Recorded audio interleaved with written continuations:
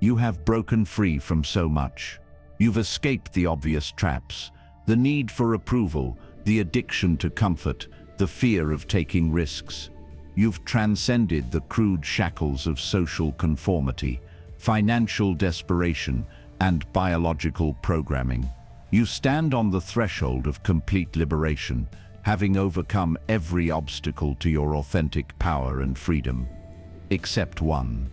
The final shackle that binds you is not forged of iron, but of feeling, not welded by others, but woven by your own heart, not imposed by external force, but maintained by internal sentiment, that soft, seductive attachment to people, places, memories, and ideals that feel so pure, so noble, so essentially human, that questioning them seems like betrayal of your very soul. Sentiment is the master's final masterpiece of control. After you've broken every obvious chain, after you've seen through every transparent manipulation, after you've developed the strength to resist every crude form of bondage, sentiment whispers that some attachments are sacred, some loyalties are absolute, some feelings are too precious to sacrifice for mere freedom. Tonight we examine the most difficult truth you will ever face, that your deepest feelings, your most cherished attachments, your most sacred loyalties may be the very forces keeping you from the ultimate liberation that lies just beyond your willingness to release them. Over the next hour, we will explore how sentiment operates as the subtlest and most effective form of control, why it persists when all other limitations have been transcended, and most challengingly, what becomes possible when you develop the courage to choose freedom over feeling, strategic clarity over emotional comfort, authentic development over sentimental attachment. This is not about becoming heartless or cruel. This is about discovering the difference between love and attachment, between genuine care and sentimental bondage, between authentic feeling and conditioned emotion that keeps you voluntarily enslaved. Sentiment operates as the most sophisticated form of bondage because it disguises limitation as virtue, attachment as love, and dependency as loyalty. Unlike crude forms of control that feel imposed from outside, sentimental bondage feels chosen, cherished, and morally superior to the cold alternative of freedom from emotional attachment. The architecture of sentimental bondage is built upon what psychologists call emotional fusion, the unconscious merger of your identity with your feelings about people, places, experiences, and ideals. You don't just remember your childhood home, you become emotionally fused with it, such that the thought of never returning feels like losing part of yourself. You don't just care about family members, you become so identified with their well-being that their pain becomes your pain, their limitations become your limitations. This fusion creates what we might call identity imprisonment through attachment. Your sense of self becomes so intertwined with external objects of sentiment that you cannot imagine who you would be without them. The devoted parent cannot conceive of identity beyond parenting. The loyal friend cannot imagine selfhood separate from their friendship obligations. The patriotic citizen cannot envision existence apart from national identity. These identity fusions feel like the most precious aspects of your humanity, but they function as chains that prevent you from discovering who you might become if you weren't bound by these emotional attachments. You remain trapped within the boundaries of what your sentimental attachments permit, rather than exploring the full range of your authentic potential. Consider how sentimental bondage operates in family relationships. The adult child, who cannot disappoint their parents, remains psychologically enslaved to childhood dynamics, making life decisions based on parental approval rather than authentic adult judgment. This bondage doesn't feel like limitation. it feels like love, duty, and moral rightness. But examine this dynamic closely, and you'll discover that sentimental attachment to family approval often prevents the very development that would enable you to contribute more meaningfully to your family's genuine welfare. You remain small to avoid triggering their discomfort, limited to maintain their comfort, and dependent to preserve their sense of being needed. The sentiment feels noble, honoring your parents, maintaining family bonds, preserving relationships, but it actually serves no one's highest interests. Your parents don't benefit from your continued psychological childhood. Your family doesn't gain from your refusal to develop your full capabilities. Your loyalty to their comfort prevents you from becoming someone who could provide much greater value to them and everyone else. Sentimental bondage also operates through what we might call nostalgic imprisonment, attachment to past versions of yourself, others, or circumstances that prevents adaptation to current realities. You remain loyal to who someone used to be, rather than responding to who they have become. You continue investing in relationships based on past connection rather than present compatibility. You maintain allegiance to beliefs, goals, or lifestyles that served previous versions of yourself, but limit your current development. This nostalgic attachment feels like integrity, consistency, and faithfulness to your history, but it actually prevents the growth and adaptation that authentic integrity requires. You become trapped in outdated versions of yourself and others, unable to evolve because evolution would require betraying sentimental attachment to what was. The architecture includes what economists call sunk cost emotional fallacy, the tendency to continue investing in relationships, projects, or commitments, not because they currently provide value, but because you've already invested so much emotion, time, or identity that abandoning them feels like losing part of yourself. You remain in friendships that no longer provide mutual growth, because ending them would feel like betraying years of shared history. You continue pursuing goals that no longer align with your authentic interests, because abandoning them would feel like wasting previous effort. You maintain commitments that prevent your development, because breaking them would require acknowledging that your previous choices were based on limited understanding. Perhaps most insidiously, sentimental bondage operates through virtue signaling to yourself, maintaining attachments not because they serve any authentic purpose, but because having these attachments makes you feel like a good person. You remain loyal to limiting relationships because loyalty feels virtuous. You maintain obligations that drain your energy because duty feels noble. You preserve connections that prevent your growth because preservation feels loving.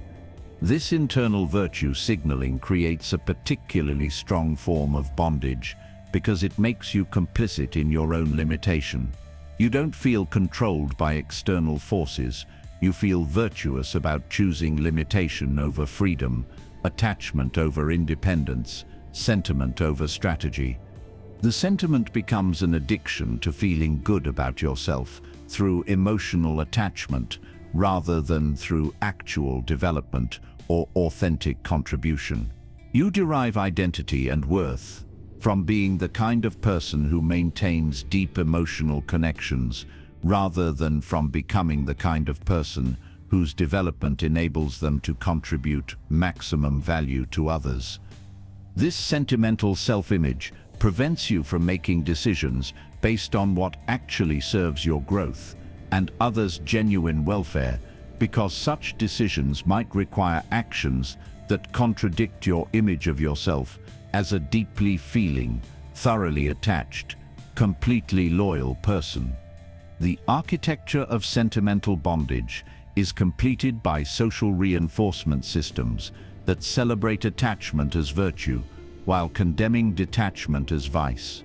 Society rewards those who sacrifice their development for emotional commitments, while criticizing those who prioritize growth over sentiment. You receive approval for being deeply caring, while facing judgment for being coldly rational. This social reinforcement ensures that even when you begin to recognize how sentiment limits your development, you face enormous pressure to maintain sentimental attachments, to preserve your social acceptability and moral self-image.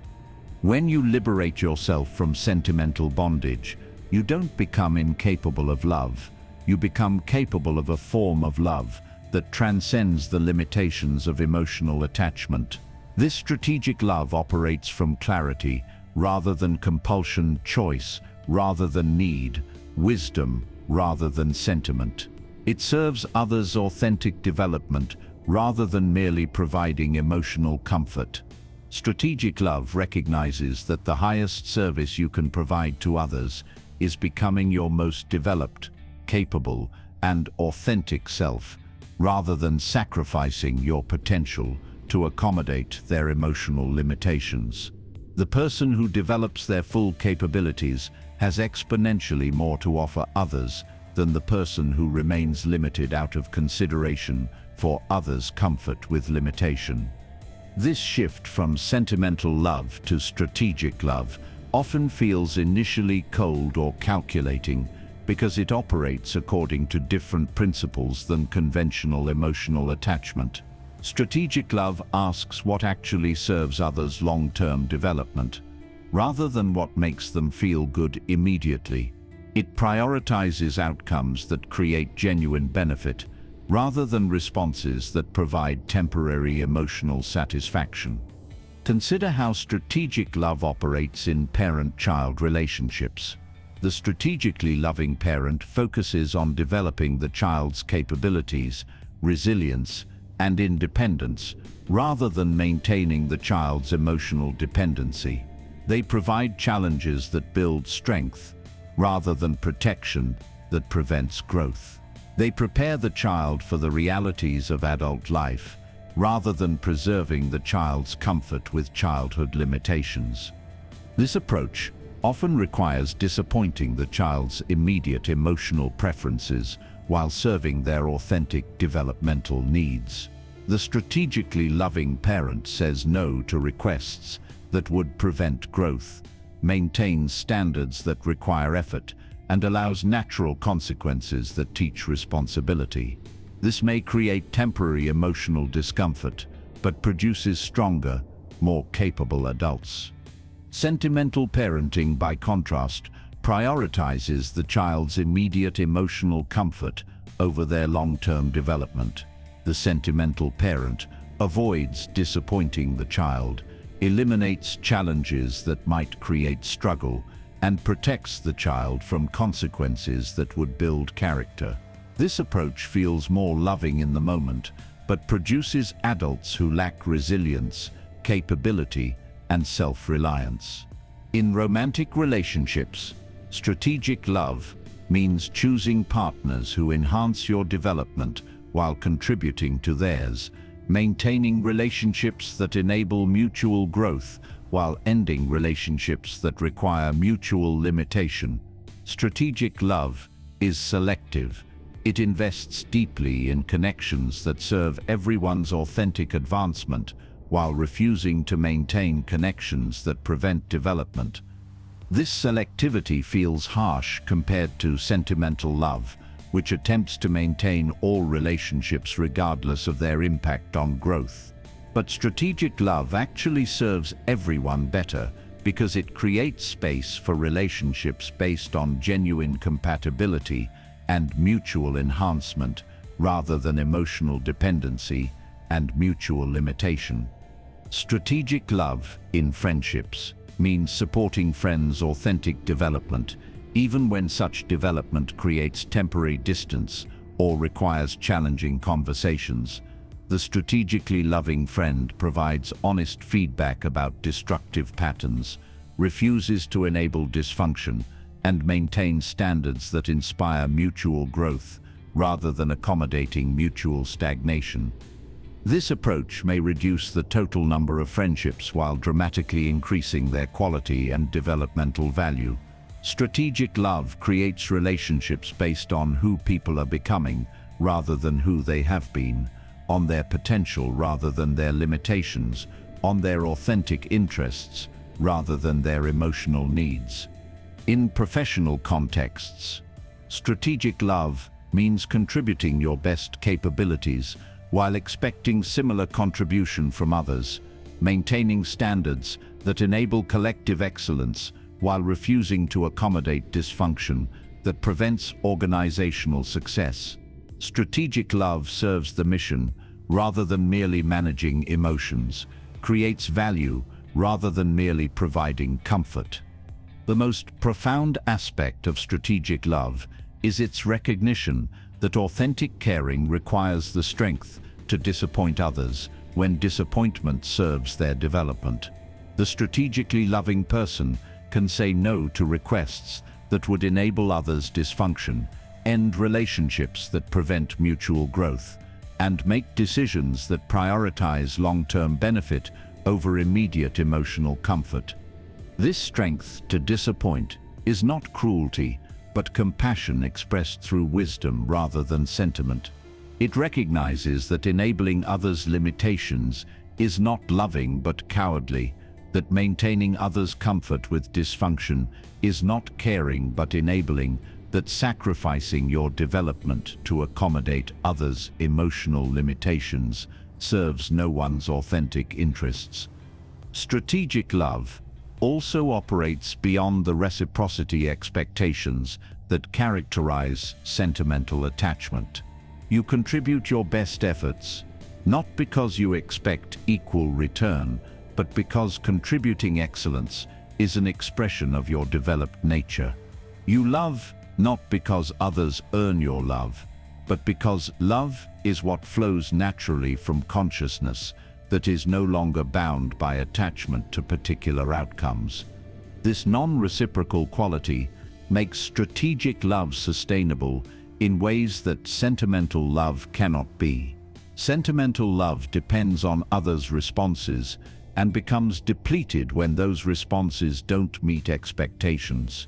Strategic love operates independently of others' responses and therefore cannot be depleted by others' inability to reciprocate appropriately. Perhaps most importantly, strategic love includes yourself as worthy of the same wisdom and care that you provide to others. The strategically loving person refuses to sacrifice their authentic development for others' comfort, maintains boundaries that preserve their capacity to contribute, and makes choices that serve their highest potential rather than their immediate emotional preferences. This self-directed strategic love is not selfishness, but self-respect expressed through commitment to becoming your most developed and capable self.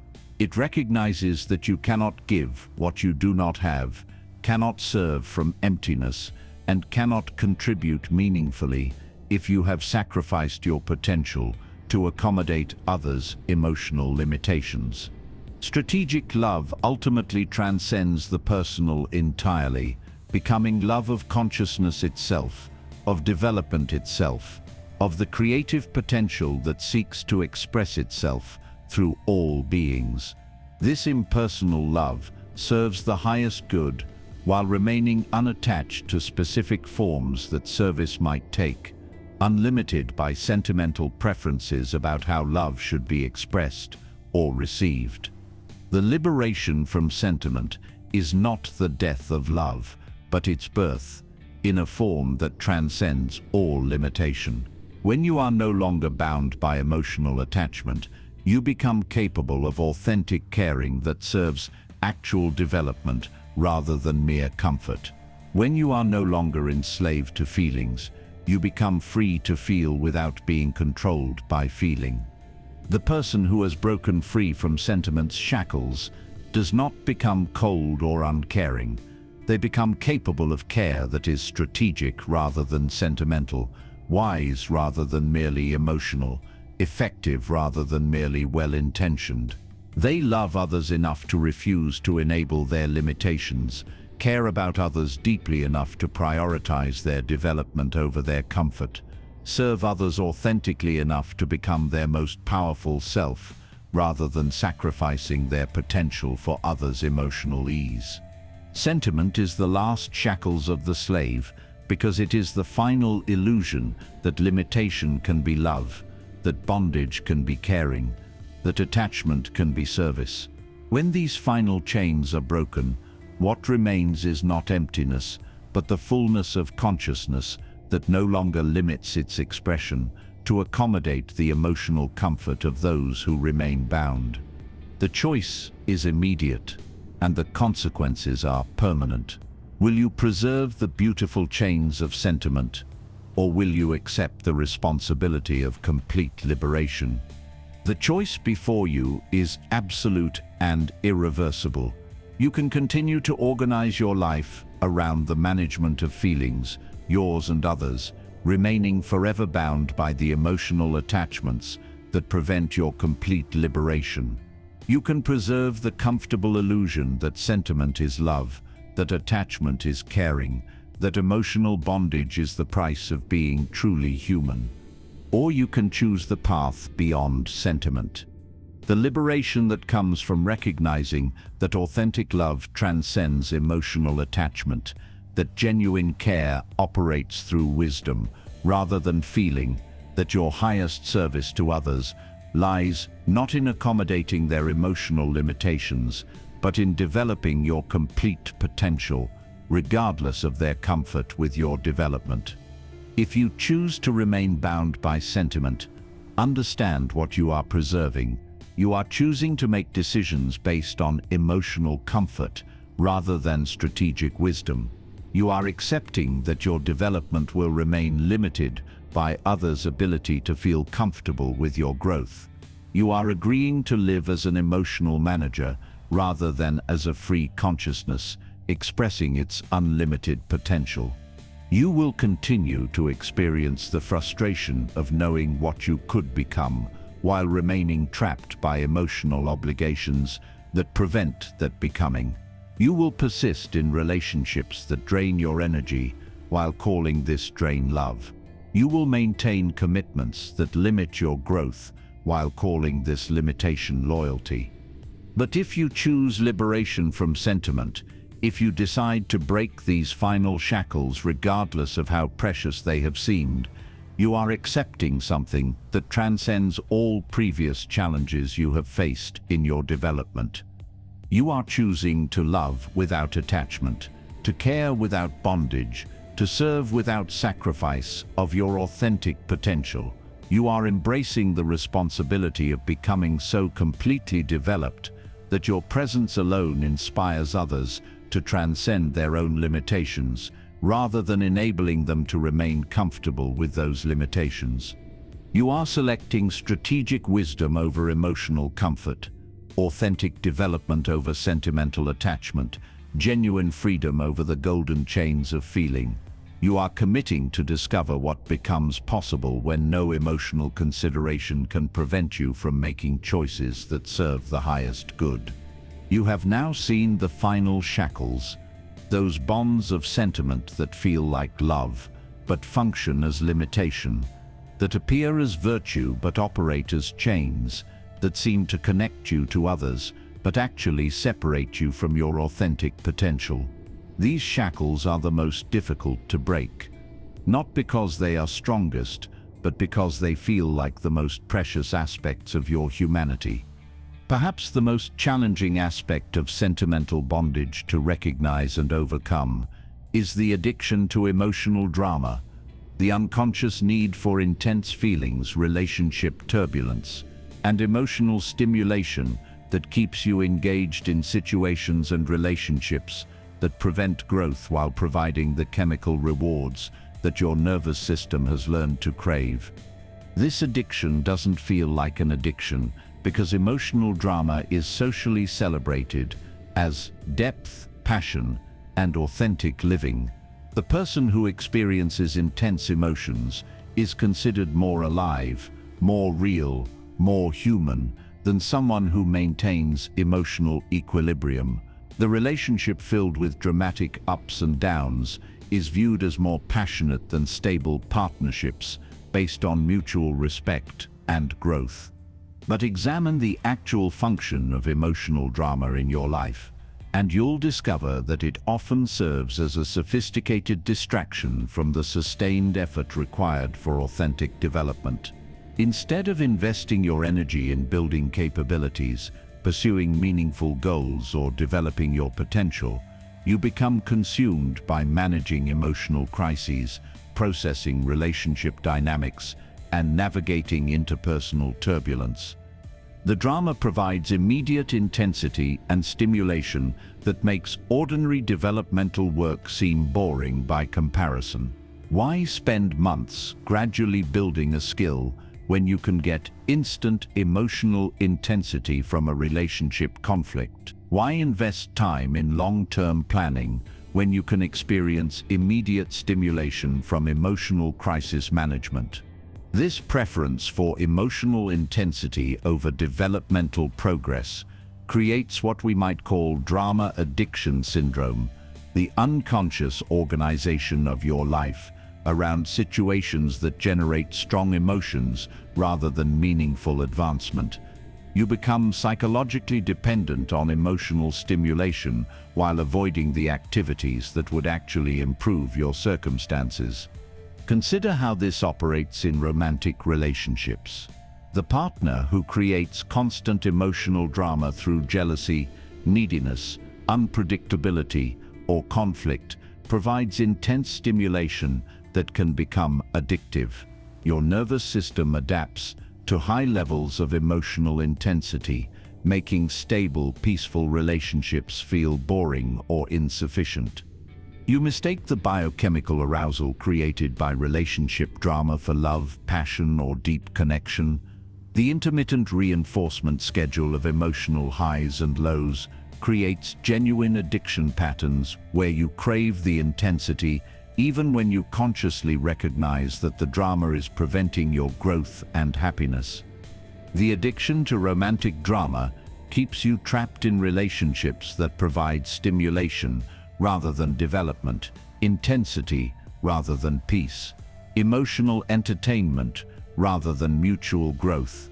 You choose partners who generate strong feelings rather than partners who support your authentic development, because your nervous system has been trained to associate emotional intensity with aliveness and meaning. Family relationships often provide similar drama addiction opportunities through ongoing conflicts, crises, and emotional emergencies that require your attention and intervention. The family member who consistently creates problems that need solving, emotional states that need managing, or crises that need resolving becomes a source of stimulation that can feel more engaging than pursuing your own goals. You become the family's emotional manager, crisis responder, and problem solver because these roles provide immediate intensity and importance. Your nervous system gets regular doses of stress hormones and rescue neurochemicals that make ordinary developmental activities seem insignificant by comparison. The drama addiction extends to social and professional environments where you unconsciously gravitate toward people and situations that generate emotional intensity. You involve yourself in workplace conflicts, social controversies, and community dramas not because these involvements serve any authentic purpose, but because they provide the emotional stimulation that peaceful, productive activities cannot match. This addiction to emotional drama is often disguised as caring, involvement, or social responsibility. You tell yourself that you're engaged in interpersonal conflicts because you care about justice, that you're involved in emotional crises because you want to help, that you're participating in drama because you're a deeply feeling person. But examine your actual motivations, and you may discover that your involvement in emotional drama serves your addiction to intensity more than it serves any authentic caring or social contribution. You're consuming emotional stimulation while convincing yourself that you're providing emotional support. The addiction is particularly insidious because it makes genuine peace and stability feel like emptiness or depression. When your nervous system has adapted to constant emotional intensity, the absence of drama doesn't feel like tranquility. It feels like death. You unconsciously create or seek emotional turbulence to avoid the temporary discomfort of nervous system withdrawal from constant stimulation. This creates what we might call drama dependency cycles, where periods of stability inevitably lead to unconscious drama creation to restore familiar levels of emotional intensity. You sabotage peaceful relationships, create conflicts in harmonious situations, or involve yourself in others' crises to maintain the stimulation levels your nervous system has learned to require. The addiction also prevents you from developing what psychologists call distress tolerance, the ability to remain psychologically stable during periods without intense stimulation. You never learn to be comfortable with ordinary consciousness because you've trained your nervous system to require constant emotional entertainment. This intolerance for emotional equilibrium makes sustained developmental work nearly impossible, because such work requires maintaining focus and energy over extended periods without the reward of immediate emotional intensity. You abandon projects, relationships, and goals that require sustained effort in favor of activities that provide immediate emotional gratification.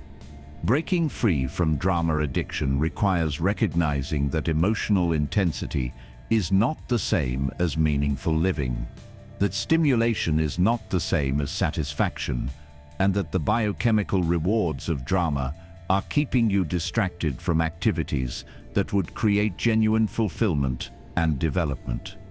This recognition often requires a period of deliberate withdrawal from dramatic situations and relationships, while your nervous system readapts to normal levels of stimulation.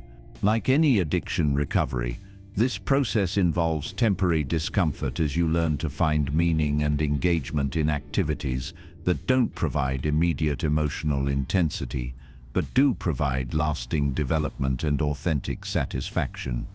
One of the most powerful mechanisms of sentimental bondage is what we might call emotional hostage-taking, the process by which other people's feelings become your responsibility, their emotional states become your problem to manage, and their happiness becomes a condition you must maintain to avoid feeling guilty about pursuing your own development.